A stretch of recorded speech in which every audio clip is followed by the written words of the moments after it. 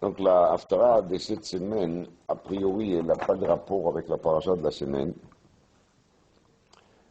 C'est marqué dans la Gemara qu'il y a 3 Haftarot qui ont lieu dans les 3 semaines entre 17 Tammuz et Nefav. Et ces 3, ils s'appellent Tlata de Puramita. Donc les 3 Haftarot dans lesquels on parle de la malheur qui nous est arrivé à cette période-là. Et ensuite, après Tisha B'Av, on va lire 7 Haftarot qui sont titrés par les Chachamim Shiv'a de Nechamata, chef de Nechamta. Donc 7 Haftarot qui sont tous des consolations et des bonnes nouvelles pour bien Israël, pour réparer les 3 premiers, on répare avec 7 ensuite. Donc 7 chiffres, des 3 d'un côté, 7 de l'autre côté, ils méritent peut-être une explication, mais on va essayer quand même de voir l'Haftara elle-même et d'essayer de voir si quand même il y a un petit rapport avec la paracha de la semaine. Donc c'est le premier chapitre de Yirmiyahu, du vrai Yirmiyahu ben Chilkiyahu min HaKohanim. Cette prophétie est la prophétie d'Yirmiyahu, fils de Chilkiyahu, qui fait partie des Kohanim. Alors les Targumiens, quand ils disent que c'est pas Stam Kohanim, c'est pour ça qu'il y a marqué Mina Kohanim, parce que sinon on devait dire à Kohen, c'est tout. Mais là, il y a marqué dans le Targum Yonatan, Mina Markalaya de Havu Yerushalayim. Dans les Kohanim, il y avait plusieurs niveaux, évidemment. Et parmi les plusieurs niveaux, il y avait aussi Amar Kalim. Amar Kalim, c'est marqué dans la Gemara que c'est une relation Amar Kol. Donc c'est le responsable qui dit tout, qui donne toutes les ordres. Alors, cet Yirmiyahu ben Chilkiyahu, il était min HaKohanim, pas Stamen Kohen. Et là, parmi les Kohanim, c'était aussi l'élite. Asher be'anatot be'eretz Binyamin. Où est-ce qu'il s'est trouvé? Be'anatot be'eretz Binyamin. Asher היה דבר השם אליו, בימי יאשיהו בן עמון מלך יהודה, ב-13 שנה למלכו, ויהי בימי יהויקים בן יאשיהו מלך יהודה, עד תום 12 שנה לצדקיהו בן יאשיהו מלך יהודה, עד גלות ירושלים בחודש החמישי. Donc, il a commencé à prophétiser à l'époque de Yoshiyahu, et il a prophétisé jusqu'à la destruction de Beth Amikdash, jusqu'à ce qu'Israël sont partis en exil. Et la première des choses qu'il lui dit Hachem, ça commence comme ça. Vaïdvar Hachem elai lemor. Beterem etzarcha babeten yeda'aticha. Ou beterem teitze merechem ikdashticha. Encore avant que tu étais conçu, je t'ai connu. Avant que tu aies sorti de la matrice de ta mère, tu étais sanctifié. Navi lagoyim netaticha. Et tu es Navi lagoyim. Tu es Navi pour les nations. Alors, c'est pas clair du tout. Et pourtant, on voit bien les prophéties d'Yirmiyahu, ils sont 95%, les Fachot, c'est pas 100% adressés à Israël. On dit les Chachamim, Rashi, il amène ça. Navi Lagoyim Perusho, qui Yirmiyahu, il était Navi au Bnei Israël pendant un moment dans lequel il s'est comporté comme des Goyim. C'est pour ça qu'on lui appelle Navi Lagoyim. Navi l'Israël, avant l'Israël, c'est un Nagatam. Comme quoi, Nagatam Moakou. Comme Goyim. C'est très, très gênant. Deuxième chose qui a marqué dans Rashi, בטרם תצא מרחם מקדשתיך, עליך אמרתי למשה נביא Hakim Lahem Kamocha. Donc Rashi il amène ça, c'est marqué dans Chazal, que Akadosh Baruch Hu il a dit à Moshe Rabbeinu à un moment, Navi Hakim Lahem Kamocha, c'est dans la parasha Shofti. Les Israéliens vont avoir un prophète qui aura un niveau de Moshe. En fait, on parlait de ça les années précédentes, je ne vais pas reprendre la discussion. Yirmiyahu, c'est Shlomo, c'est le Moshe.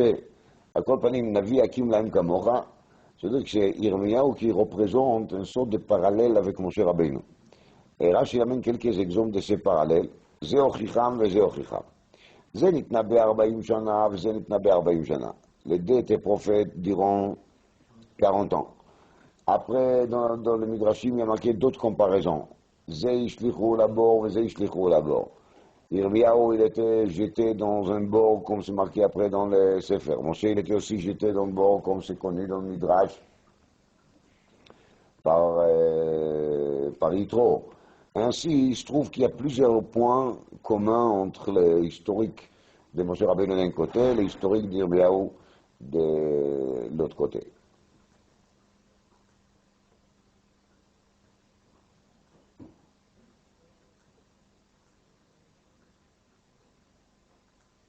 Donc, bien sûr que ça nous donne une dimension très intéressante de Yirmiyahu, qu'il est en parallèle avec Moshe Rabbeinu. Elle est sanctifiée déjà depuis la matrice de sa mère, et il est Navi Lagoïm.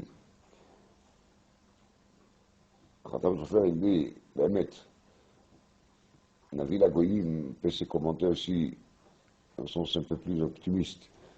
Il y a Yirmiyahu qui dit des névoot très très durs, des tochachot, des remontrances.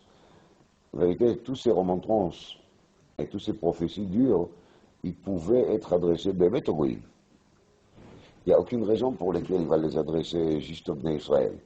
Seulement, malheureusement, Bnei Israël ils ont fauté. Donc c'est évident qu'Akadosh Baruch Hu s'occupe d'abord de Bnei Israël, et c'est qui ensuite qui va aller s'occuper des Goïm. Mais Akadosh Baruch Hu dit, de mon côté, si tu réussis ta mission avec les premiers discours que tu fais, qui va faire sorte que tous les Bnei Israël vont faire tu vas, il n'y a pas de problème. À partir de ce moment-là, tu es un avis uniquement Lévi, la Goïm. Tu ne dois pas t'adresser du tout en plus aux Bnei Israël. À Kol Panim, il y a marqué, Vaomar, Aha Hashem Elokim. Donc, Yirmiyahu, il n'est pas content du tout d'écouter ça. Inei lo yada'ati daber. C'est encore un point commun avec Moshe Rabbeinu, qui est Kvad Peh, Kvad la jeune. Donc là aussi, Yirmiyahu commence en disant, je ne suis pas un orateur, je ne sais pas parler. Inei lo yada'ati daber. Lama ki na'ar anochi. Car je suis encore jeune homme. Donc si je suis trop jeune, je ne peux pas me prononcer encore comme un prophète. Alors je dis ici, comme ça, Ki nar anochi, eini kedai lo chicham. Il a tout de suite compris qu'Akadosh Baruch Hu, il essaie de lui donner le rôle de Moshe Rabbeinu, rôle renversé, parce que Moshe, il a fait juste le contraire, il a sorti Bnei Israël de Mitzrayim, il les a fait monter jusqu'il les a construit le Mishkan. Tandis qu'Yirmiyahu, il est celui qui accompagne la destruction de Mikdash, et les accompagne vers où? Vers l'exil. Donc dire, Yirmiyahu Akadosh Baruch Hu, toi tu me demandes de leur faire de la remontrance. Moshe Ochichan, Samuch Lemitato. Moshe Rabbeinu, il a fait de la remontrance au Bnei Israël, quand il était déjà proche à la mort. Et en plus, il avait un avantage, c'est qu'il a déjà dans son dossier un miracle qu'il a fait pour c'est quoi? הוציאה ממצרים, קרא להם את הים, הוריד את המן, הגיז את הסלב, נתן להם את התורה, העלה את הבאר. אני, בתחיל השליחות, אני בא להוכיח אותם. Yirmiyahu, ça c'est injuste. À Moshe Rabbeinu, qui a laissé d'abord faire plusieurs choses qui ont fait sorte, qui maintenant il a chez Bnei Israël une capitale, et il vient avec quelque chose dans la main. J'ai fait pour vous ça et ça, maintenant c'est normal qu'ils vont lui écouter quand il leur fait de la remontrance. Tandis que moi, tu me demandes de commencer ma carrière immédiatement avec quoi? Avec la remontrance. Ça c'est trop dur.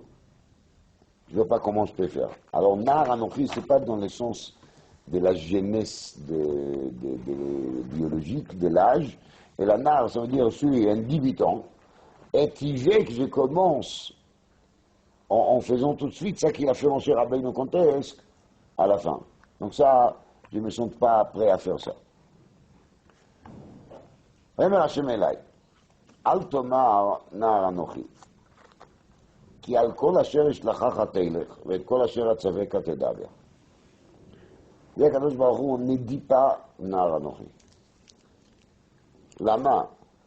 כי על כל אשר ישלחך תלך, וכי je vais t'envoyer, tu vas y aller, ואת כל אשר אצווך תדבר, et tout ce que je vais t'ordonner de dire, tu vas parler, tu vas le dire. Donc, tu n'as pas une possibilité de refuser. C'est comme ça, Altomar, ne dis pas.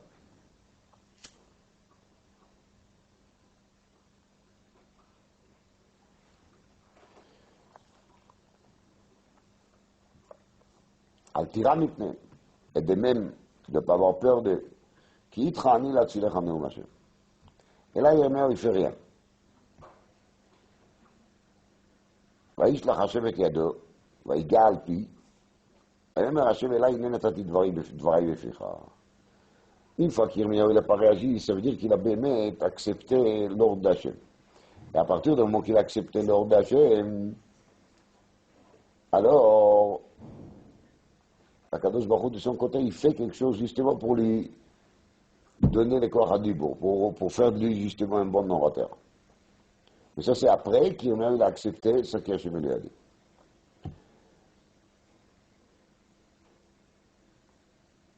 Dans cette première partie de l'Haftara, on voit une Yesod Gadol, qu'un homme, il ne doit pas refuser à faire les choses qu'il doit faire. Même Moshe Rabbeinu, qu'il a négocié avec Akadosh Baruch Hu pendant 7 jours, quand Akadosh Baruch Hu l'a envoyé au Mitzrayim, au bout de 7 jours, quand il a continué à refuser, il a marqué Vaïcharaf Hashem de Moshe. Akadosh Baruch Hu, il s'est mis en colère contre Moshe Rabbeinu. Il n'a pas accepté son refus, il n'a pas accepté le fait qu'il refuse sans arrêt.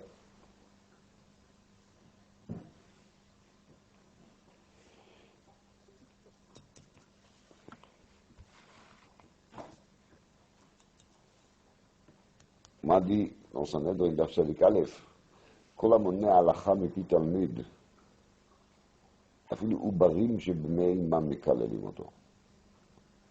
Une personne qui est capable d'enseigner la Torah. Il est paresseux, il n'a pas envie, on va dire il est modeste. Il pense qu'il n'a pas le niveau.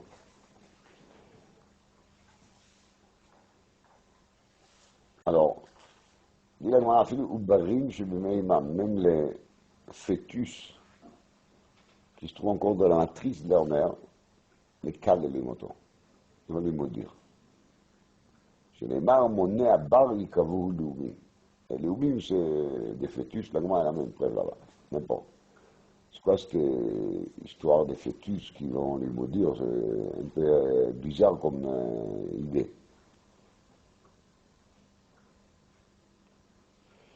Le Maharal, il explique, je le dis à peu près, hein, le Maharal, il explique que d'enseigner des élèves veut dire de prendre quelqu'un et de lui aider à concrétiser son potentiel. Parce que la personne, il a de capacité, mais il manque de l'enseignement. Il manque quelqu'un qui va lui guider, qui va lui montrer comment il faut faire, comment il faut travailler. Donc un Rav, c'est quelqu'un qui montre aux autres comment travailler. C'est qu'il aide aux autres de faire de eux ce qu'ils peuvent devenir. Celui qui ne fait pas ça, c'est-à-dire qui quelque part il préfère de faire en sorte que les autres vont rester toujours potentiels, mais pas réaliser ce potentiel. Ça, c'est les Ubarim chez le Imam. Les fœtus qui se trouvent dans la matrice de leur mère, ils attendent pendant 9 mois avec impatience de sortir. ils ne veulent pas sortir, mais en tout cas, ils savent qu'ils sont là pour, après, de se trouver sur Terre et de faire leur vie. Donc, de rester tout le temps en petit fœtus, c'est quelque chose qu'il est certainement pas souhaité, anormal. Alors, quand les Oubarim, ils voient un rave, un enseignant qui est capable d'enseigner, mais il est monné à la Cham et puis Talmid, c'est-à-dire qu'il fait sorte que son Talmid, il va rester Beprinat Ma'a, Beprinat fœtus.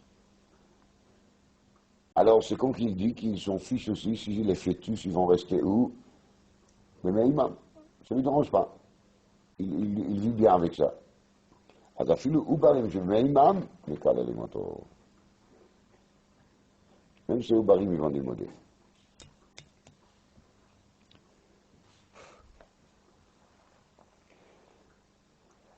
Ça, c'est une nuance importante dans l'affaire. Une deuxième nuance,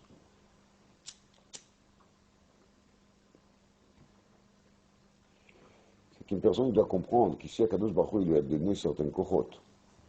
C'est pas la peine qu'Akadosh Baruch Hu va lui dire texto. Comme ici, Akadosh Baruch Hu s'est adressé chez Yahweh, il lui a dit. Si Akadosh Baruch Hu a donné à un être humain certaines kochot, c'est pour se servir. Et pour se servir, ça veut dire se servir pour les autres. Quand Akadosh Baruch Hu donne chokhmah à une personne, ou il lui donne de la richesse, ou une autre capacité quelconque, la force physique, n'importe, c'est sûr qu'Akadosh Baruch Hu, il n'a pas donné ça comme une cadeau personnel pour lui. C'est sûr qu'il faut qu'il se serve de ces kochot et de ce potentiel pour arriver à faire des biens aux autres. Donc il dit à Kadosh Baruch Hu Yirmiyahu, Al tomar nar anochi. Ces genres des excuses, il ne faut même pas leur dire. Lama, ki al kol asher eshlacha chatoilech, et kol asher atzaveh katedaber. En vérité, les prétextes, ils ne manquent pas.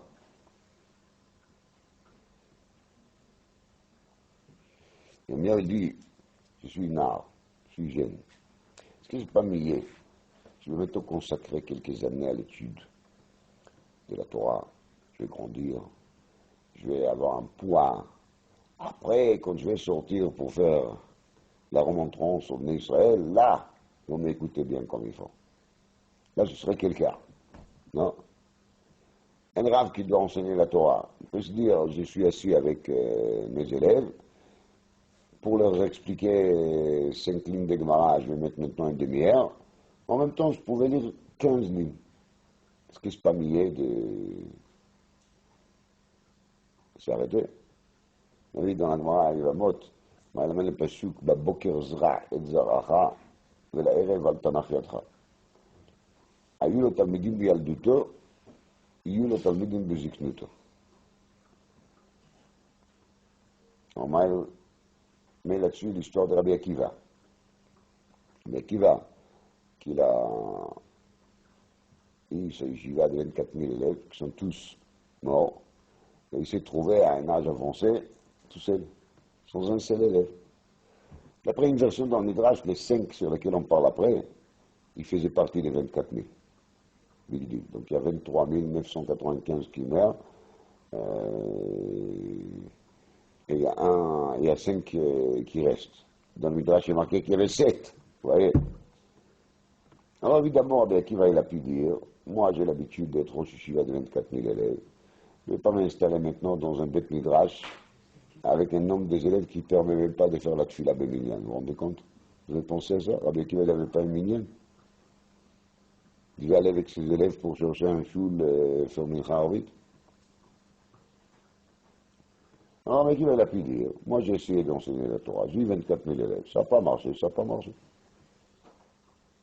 Mais comme il était convaincu qu'il doit le faire, il l'a fait. Et on voit bien que c'était une grande réussite après, parce que les élèves qu'il a eus, c'était Yesodot HaMishnah, Rabbi Meir, Rabbi Shimon, Rabbi Yossi, etc.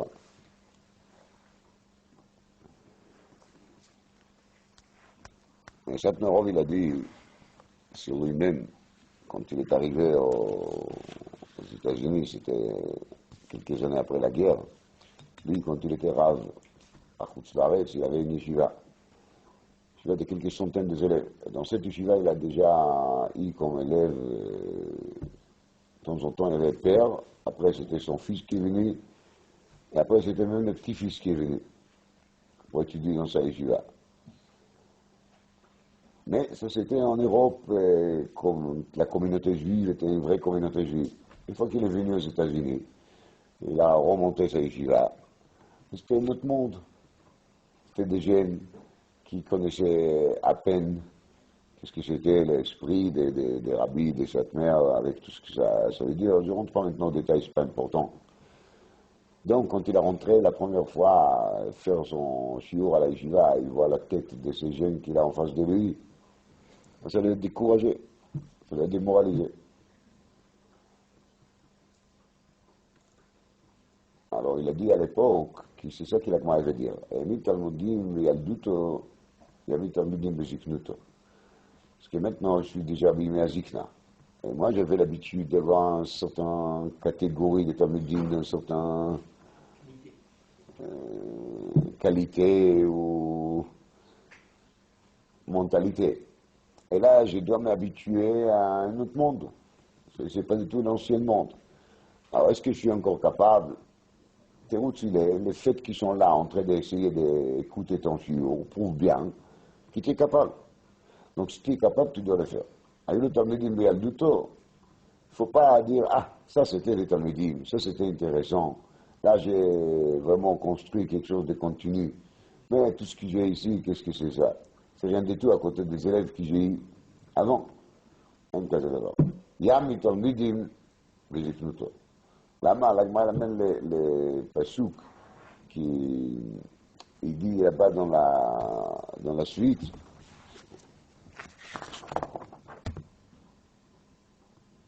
בבוקר עזרה את זרעך, ולעבר על תנח ידך, כי אינך יודע איזה יכשר הזה או זה, ואם שניהם כאחד טובים. C'est-à-dire, maintenant on ne sait jamais איזה יכשר. Est-ce que c'est les premiers qui seront en fin de compte plus moutzlachim? Est-ce que c'est les derniers? Et si chas v'shalom les deux seront bien, alors il y en a tout manaïm, shevet gam echdav, ma akhpat li.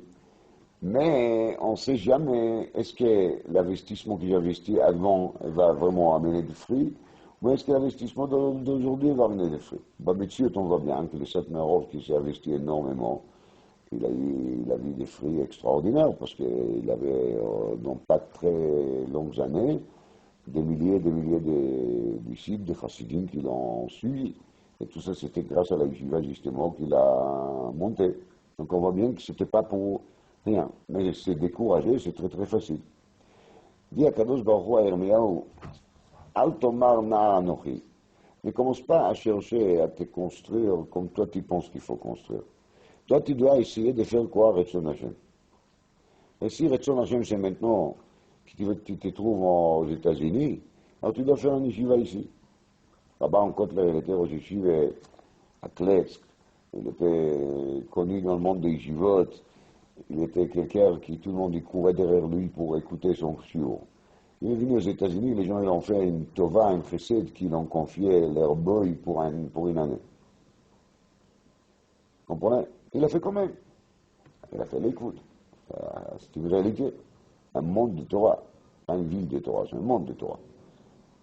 Là-bas, parce qu'il y a eu le Talmudim Bialduto, il y a eu le Talmudim Beziknuto. Ça qui dit les prophètes. Al-Kol Asher Esh Lachacha Teilech. Où que je te fais tomber, c'est là-bas que tu dois te trouver. Et c'est là-bas que tu dois faire. Et c'est pas ça qui t'intéresse toi que tu vas faire. Et là, tu dois chercher à se demander toujours, Ma Hashem Elokecha Shel Meimcha. Qu'est-ce qu'il y a Kadosh Baruch Hu veut que tu fasses? Si Kadosh Baruch Hu veut que tu fasses ça, il faut que tu fasses ça. Alors, le vôtre a dit qu'il a dit le Chofetz Chaim un jour à un de ses anciens élèves qui est devenu très riche. Le Chofetz Chaim est venu lui rendre visite, il a espéré qu'il allait faire un don pour la Yeshiva. Et le riche commence à raconter au Chofetz Chaim qu'il est Baruch Hashem Kovaitim la Torah, il étudie le matin cette Gemara, et l'après-midi l'autre, et le soir une troisième, il a un kviut de Mishnah Berurah, un kviut de Chumash, et Baruch Hashem, pour prouver au Rebbe qu'il est à son maître qu'il est dans le sujet, il lui demande une kouchia dans la Gemara qu'il a fait le matin. Le Rav Chaim, il a expliqué qu'il quand on lance la guerre, alors il y a dans les armées plusieurs secteurs. Il y a ceux qui sont dans le tank, il y en a des cavaliers, il y a des parachutes, il y a ci, il y a ça. Et si un soldat il va décider un jour qu'il était déjà assez de temps tankiste, maintenant il veut changer, il veut passer à l'aviation. Donc sans demander l'avis de qui qu'il soit, il va abandonner son tank et il va aller monter sur l'avion. C'est pas seulement qu'il n'a pas fait une bonne chose, mais les mitraillettes de Nash, il risque d'être tué. Pourquoi? Parce qu'il a abandonné sa poste. Et pendant la guerre, on n'a pas le droit d'abandonner son poste. Chacun doit faire ce qu'il doit faire. Il veut changer, alors il y a des procédures. Comment on fait? On pose la demande, etc., etc. Alors, le message, il est qui cette personne qui Kadosh Baruch Hu, il a donné maintenant de la richesse, il faut qu'il comprenne, comme le Chafetz Chaim, il vient chez lui, c'est pas pour lui parler de divrei Torah. Il vient chez lui, il faut qu'il sorte son chéquier et qu'il fasse le nécessaire, point. C'est pour ça qu'il est là. C'est évident que c'est pour ça qu'il est là. Il n'est pas là pour autre chose.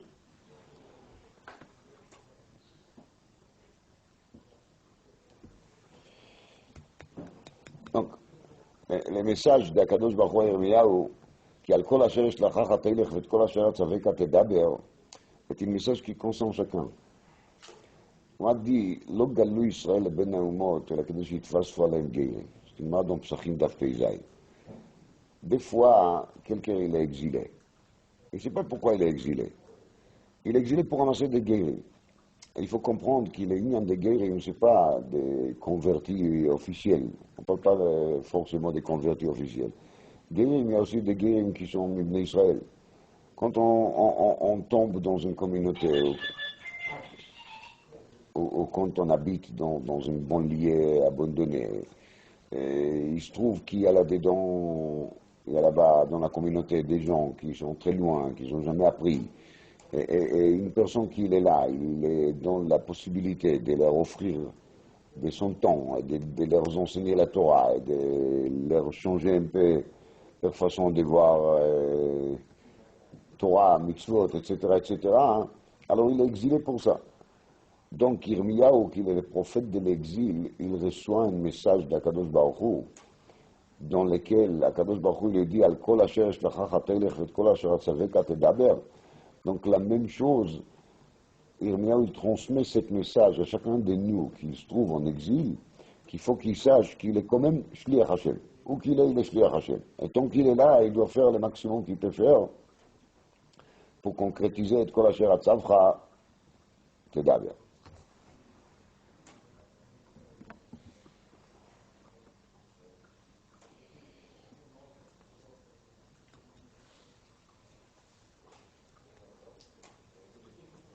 באמת, quand on approfondit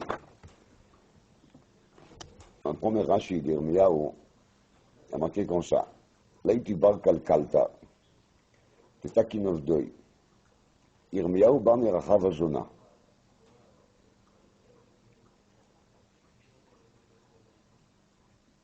ולוכח בר מתקנת דמקלקל לנבדוי אלו ישראל שקלקלו מעשיהם שבאו מזרע כשר.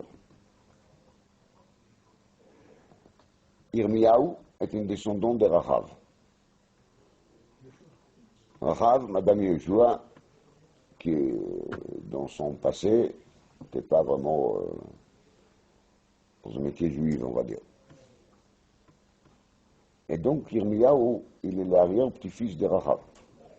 La Gemara dit dans Megillah, on a parlé de ça, Shiatsu Memena Shmona Nevi'im. Alors parmi ces Nevi'im, il y a Yirmiyahu. Et qui c'est qui va devenir celui qui va faire la remontrance au Bnei Israël? C'est Dafka Yirmiyahu qui vient de Rachav.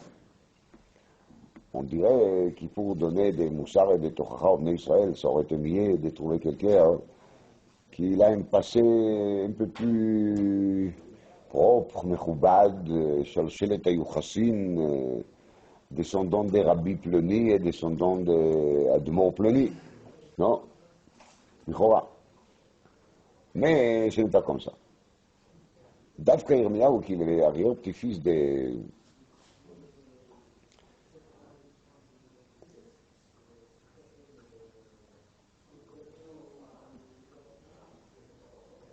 Rachav, c'est lui qui était choisi. Alors, dit Chazal, Yavo bar Mekalkalta, il va venir le fils de Mekalkalta.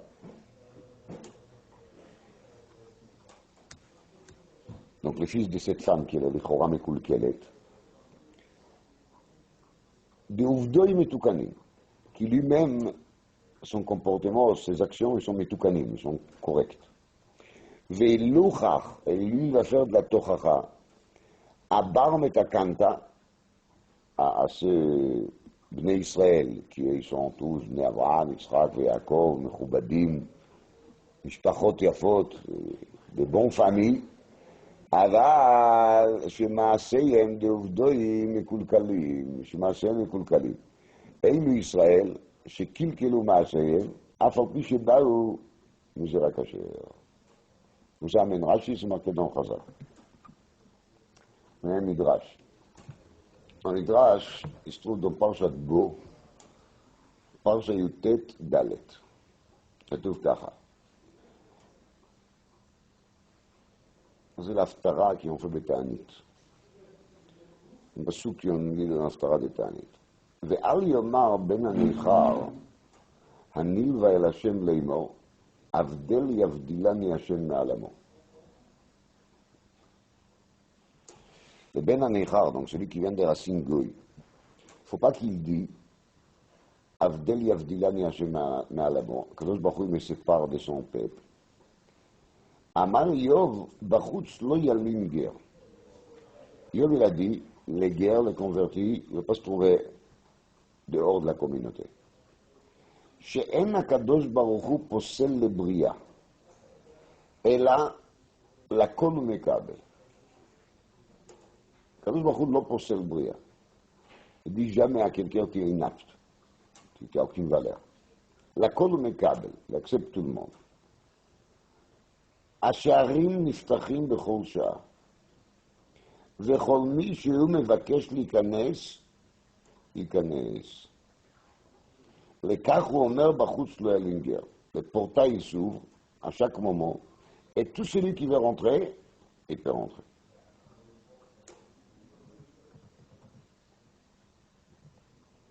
אמר רבי יחיא, כנגד מי אמר בחוץ לא ילינגר? On dit le Midrash ici un enseignement très intéressant. Atidim geirim liot kohanim meshartim bebet hamikdash. Qui seront les kohanim futurs? Les guéris. Je ne sais pas si les kohanim seront enlevés de leur poste, mais là il y a marqué Mefourash que les guéris vont servir au bet hamikdash comme kohanim.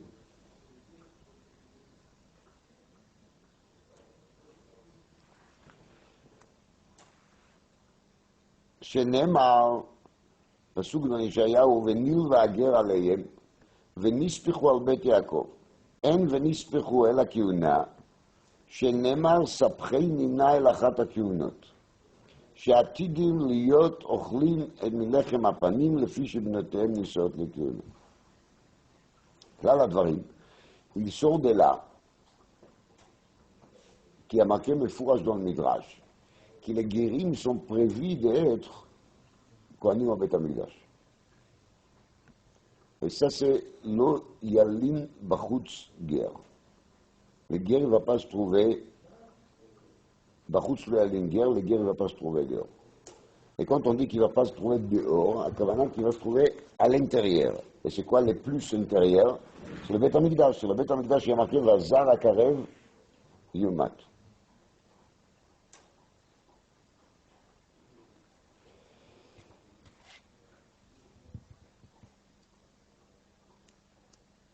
Et voici dans la parole de la semaine, on parle de Pinchas. La parole s'appelle Pinchas. Pinchas ben Elazar, ben Aaron HaKohen. מביא על זה רש"י, מדרש חז"ל. אז זה פנחס בן אלעזר, בן אהרון הכהן, pourquoi on doit préciser qui il est, quoi il est.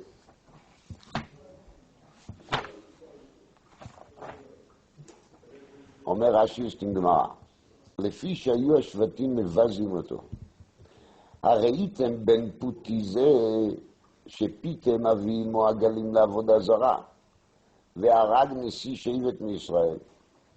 לפיכך בא הכתוב ויכסו אחר אהרון.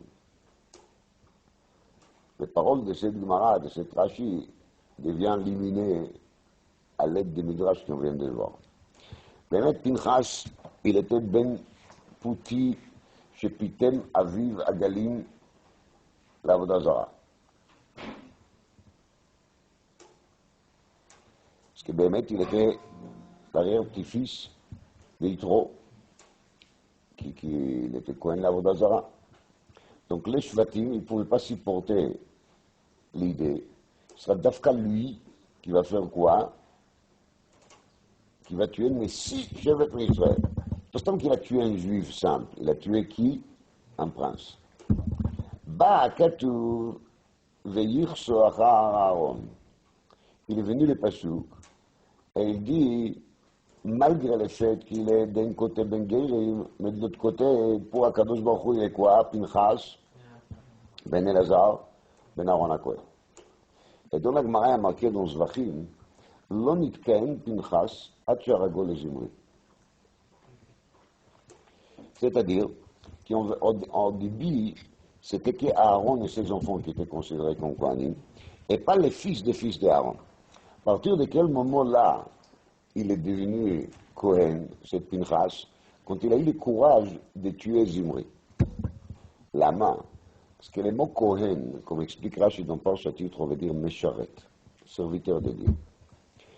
Quand est-ce Pinchas, il a prouvé qu'il est un vrai serviteur de Dieu, quand il était d'accord de faire quelque chose que tous les autres, ils ont eu peur de faire, ou ils ne savaient pas est-ce qu'il faut le faire, n'importe comment vous allez dire. En tout cas, les autres, ils ne l'ont pas fait. À partir du moment que Pinchas, il a fait le nécessaire, et il a tué Zimri, à partir de ce moment-là, il n'est Kohen. Il est devenu Kohen. Parce que le vrai sens de la Keuna, c'est ça le sens de la Keuna. C'est d'être Eved Hashem, d'être Mesharet, d'être serviteur. Et c'est pour ça qu'il va à Katuv et Yichso Achar Aaron, c'est-à-dire qu'il est lié en direct avec Aaron. De même qu'Aaron, il est Bevadaï Mesharet à 100%, Magid Shifro chez Aaron, chez le Shina, donc Aaron, il ne bouge pas 1 millimètre de côté de Tzivouy Hashem. Donc de même, Pinchas ben Elazar, et c'est pour ça qu'il est Nitkahen. Maintenant, on reprend le début d'Yirmiyahu. Divre Yirmiyahu ben Chilkiyahu min HaKohanim. Il a dit Rashi, il a dit le Targum הזה min HaKohanim, min המיוחדים שבכהנים. איזה כהנים אמר כל. Alors moi je vous ai dit le Pshat Pashut Amar Kal, comme dit la Gemara, c'est un Kohen qui a une responsabilité. C'est-à-dire qu'il donne des ordres. Mais d'après les choses qu'on vient de voir ensemble, Amar Kal, c'est Amar Kol. C'est comme il dit à Kadosh Baruch Hu Yirmiyahu Hanavi, אל כל אשר אשלחך תלך, ואת כל אשר עצבך תדבר. זה כהן. מה זה מן הכהנים? C'est quoi un Kohen à l'excellence? C'est un Kohen qui est Amar Kol. C'est-à-dire qu'il va dire tout ce qu'Akadosh Baruch Hu va lui dire. Il va aller partout où qu'Akadosh Baruch Hu va lui envoyer. Celui-là, il est justement le vrai Kohen. Et donc, Yavo Yirmiyahu Shaya ben Bna shel Rachav, qu'il était capable de se convertir et de changer carrément et de passer justement de son stade, de passer prostitué à son stade actuel, et c'est lui qui était nommé pour dire au Bnei Israël d'aller en exil et de faire le nécessaire que dès qu'il va se faire l'engueuler.